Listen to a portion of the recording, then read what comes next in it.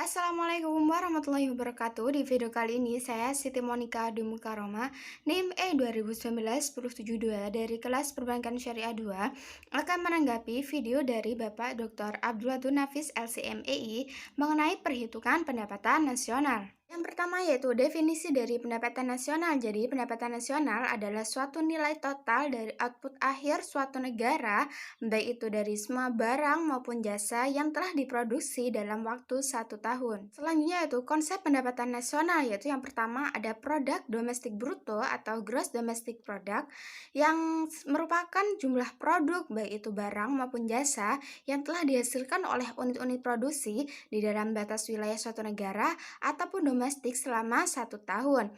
Jadi GDP memiliki rumus yaitu GDP sama dengan pendapatan masyarakat DN atau dalam negeri plus pendapatan asing LN atau luar negeri. Yang kedua yaitu ada produk nasional bruto atau gross national product, di mana nilai produk baik itu barang maupun jasa yang dihasilkan oleh penduduk dari suatu negara atau nasional selama 1 tahun, termasuk juga yang dihasilkan oleh warga negara tersebut di luar negeri. Jadi begini, jika ada seorang pria misalnya asal Indonesia yang menjual pakaiannya di Vietnam, maka barang atau jasa yang dihasilkan tersebut termasuk ke dalam GNP. Jadi berikut adalah cara menghitung GNP, yaitu GNP sama dengan pendapatan WNI DN plus pendapatan WNI LN atau luar negeri min pendapatan asing DN. Yang ketiga yaitu produk nasional neto atau NNP, di mana produk nasional kotor atau GNP dikurangi dengan penyusutan barang modal. Jadi NNP rumusnya GNP dikurangi D atau depresiasi sama dengan penyusutan barang modal. Yang keempat yaitu pendapatan nasional neto atau Net National Income atau disingkat dengan NNI, merupakan pendapatan yang dihitung menurut jumlah balas jasa yang diterima oleh masyarakat sebagai pemilik faktor produksi. Jadi rumusnya yaitu NNI sama dengan NNP dikurangi pajak tidak langsung. Pajak tidak langsung sendiri merupakan pajak yang bebannya dapat dialihkan kepada pihak lain seperti pajak hadiah, pajak penjualan maupun yang lain-lain. Yang kelima yaitu pendapatan perseorangan atau personal income. Jadi merupakan suatu jumlah pendapatan yang diterima oleh setiap orang dalam masyarakat, baik itu termasuk pendapatan yang diperoleh tanpa melakukan kegiatan apapun. Jadi misalnya gaji seseorang karyawan kantoran maupun pendapatan wira swasta yang didapatkan secara berantai.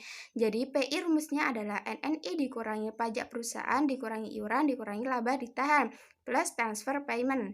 Transfer payment sendiri merupakan penerimaan yang bukan merupakan balas jasa produksi, melainkan diambil sebagai dari pendapatan nasional tahun lalu, seperti pembayaran dana pensiunan, tunjangan pengangguran, dan sebagainya. Selanjutnya yaitu manfaat perhitungan pendapatan nasional, yaitu ada 9. Yang pertama yaitu mengetahui tingkat kemakmuran dari suatu negara. Terus yang kedua ada mengevaluasi kinerja perekonomian dalam skala tertentu.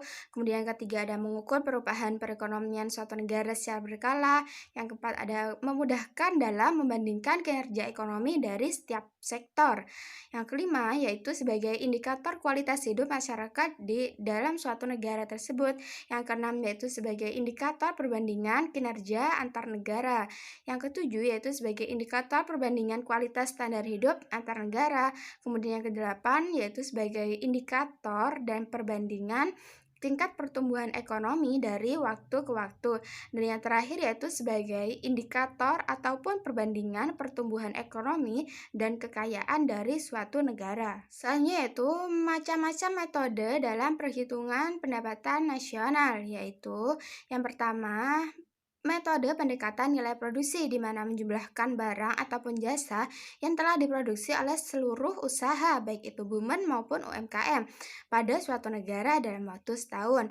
Jadi rumusnya yaitu Y sama dengan P1 dikali X1 plus P2 dikali X2 plus P3 dikali X3 plus PN dikali XN. Jadi, Y sendiri yaitu pendapatan nasional, X1 yaitu jenis barang ke-1, XN yaitu jenis barang ke-N, P1 yaitu harga barang ke-1, dan PN yaitu harga barang kedua yaitu metode pendekatan pendapatan, di mana menghitung jumlah pendapatan dari berbagai faktor produksi yang memberi sumbangan terhadap proses dari produksi.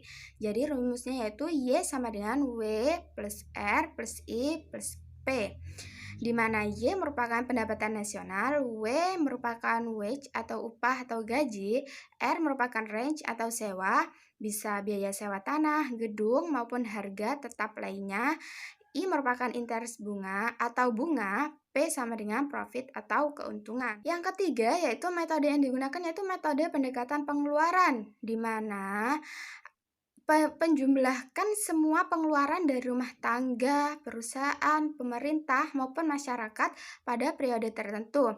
Jadi rumusnya yaitu Y sama dengan C plus I plus G plus X min M, di mana Y merupakan pendapatan nasional, X merupakan ekspor, M merupakan impor, C merupakan consumption atau konsumsi rumah tangga, I merupakan investment atau investasi, dan G merupakan government expenditure atau pengeluaran pemerintah. Selanjutnya, pendapatan nasional dalam perspektif ekonomi Islam, yaitu yang pertama, pendapatan nasional itu harus dapat mengukur penyebaran pendapatan individu dalam rumah tangga.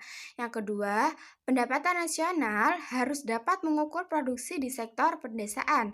Yang ketiga, yaitu pendapatan nasional harus dapat mengukur kesejahteraan ekonomi Islam. Dan kelima yaitu perhitungan pendapatan nasional sebagai ukuran dari kesejahteraan sosial Islam melalui pendugaan nilai santunan antar saudara dan sedekah. Sumber-sumber pendapatan nasional dalam ekonomi Islam yaitu yang pertama ada ghanimah atau harta perang, yang kedua ada sodako yaitu menyedekahkan, yang ketiga ada infak, yang keempat ada zakat yaitu apabila harta kita sudah sampai atau nasab maka kita diwajibkan untuk zakat. Yang kedua yaitu ada usr yaitu dimana bea cukai ketika ekspor masuk ke negara Islam.